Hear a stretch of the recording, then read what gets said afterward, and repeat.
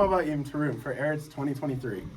Over the past week, a team of students ranging from 6th to 12th grade have worked cohesively and cooperatively to assemble an immersive experience for our team, Eretz. To start off our journey, I'd like to welcome you all to the forest.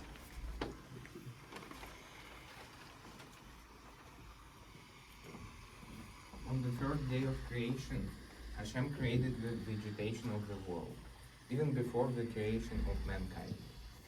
Just we are taught to honor those who came before us, we must honor the gift of life that was given to earth before our own souls. In Psalm 115:16, it says, Haaretz natan levnai Adam. This line directly translates to the land was given to man. The collection of literature from the Tanakh has always emphasized the importance of the land. The earth is the responsibility of humans to care for, as this psalm teaches. It is our duty to care and respect the vegetation that it has so graciously bore us. During the times of the temple, it was customary that 3 times a year for the Jews to make the journey down to Jerusalem to give sacrifices at the temple. Although sacrifices are no longer given, we still keep these holidays to remember the days of sacrifices. These holidays are Sukkot, Pesach, and Shavuot. These 3 holidays also mark important agricultural moments. Sukkot marks the end of the fruit harvest and the beginning of the agricultural year. Pesach is the beginning of the spring and the barley harvest. And finally, Shavuot marks the wheat harvest. Not only do these holidays show our appreciation for all that the harvest has and will give us, it also marks our ties to the land of Jerusalem. Okay. Here we have Moshe giving the Torah to the Israelites. We are taught that every Jew who has existed and will exist was at Har Sinai when the Torah was given. The Torah is a gift from Hashem to the Jews on the Eretz, and the many Jews at Mount Sinai are the start of our connection to our Jewish roots. The light emanating from the Israelites is the light that we all have to do good on the Eretz. Our goal in life is to not perfect ourselves, but to perfect the Eretz around us for generations to come. Bereshit chapter 3, verse 19 says, Ki mimena lakachta ki afar atad ve'el afar tashuv, until you return to the ground, for from it you were taken. For dust you are, and to dust you shall return. The earth is composed of intricate chemical compounds that make up everything surrounding us, from the air that you breathe to the skin on your palms. However, when your life has concluded, to the ashes where you were raised shall you return. Although this pile of dust may seem insignificant, it is all that it ever was, is, and will be. Now you can turn your attention to the The central theme of Judaism, De'at Chaim acts as a connector between all sects and cultures of Judaism. First introduced in Bereshit 2:9, De'at Chaim was located centrally in the Garden of Eden. It represents true abundant peace that all Jews pray for morning, afternoon, evening, and night. De'at Chaim is what every Jew, no matter their background, has to pray for.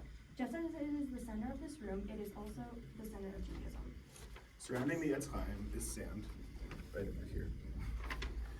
The Etz Chaim, during an exchange between Avraham and Hashem promises Avraham, Ki varech avarechacha ve'harbe arbe et zercha kol asher al svat hayam.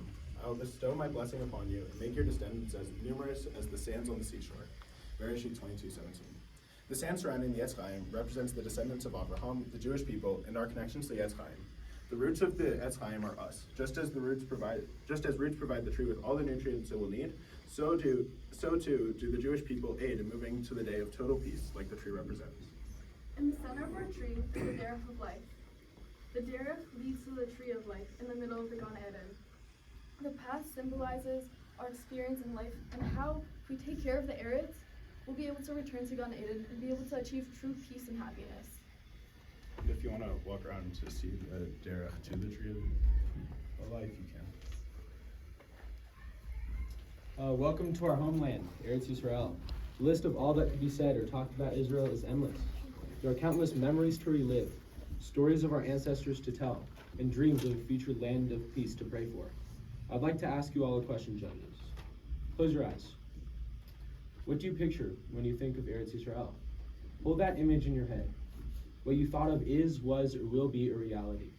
In the book of Devarim, God promises the Israelites that if we follow his commandments and remain faithful, They will prosper in the land of Israel and be blessed with abundance. No matter what state of the land of Israel may be in, it will always be the home of the Jews. May I come right over here? Welcome to the final destination of your trip, Shemayim. During the craziness of this week, it is easy to begin to see Shemayim as our thought. However, this is hardly the case. Although our time as physical beings is spent on the Eretz, when the time comes, we will all begin our next journey in life, the spiritual realm of Shemayim. When we have completed our time on this earth and made it the best we can be, our neshama will be passed on to Shemayim. Shemayim is not the enemy or opposite of Eretz. Rather, it is just the next leg of the journey in our life. As your time concludes with us, I leave you all with one question. What impact will you leave on the Eretz around you? Thank you all for joining us. And if you want to walk around and look a bit more, feel free to.